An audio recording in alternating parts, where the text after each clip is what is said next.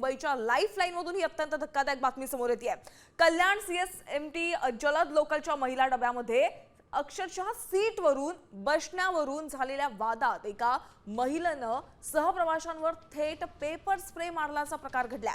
डोंबिवली आणि कल्याणच्या महिला प्रवाशांमधील शाब्दिक वादाचं रूपांतर हाणामारीत झालं आणि त्यानंतर हा सगळा प्रकार घडला। पोलिसांनी दोन्ही गटांना ताब्यात घेतलेलं होतं, मात्र सामोपचारानं हा वाद मिटल्यानं कोणतीही कायदेशीर कारवाई करण्यात आलेली नाही।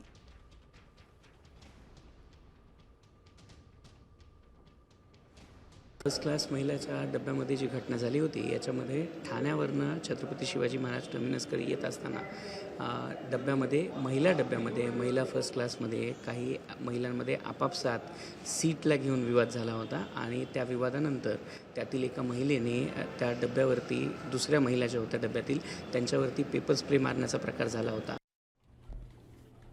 साम टीव्ही मी नेहमी पाहतो, त्यावर दाखवलेल्या बातम्या रिलेट करतात।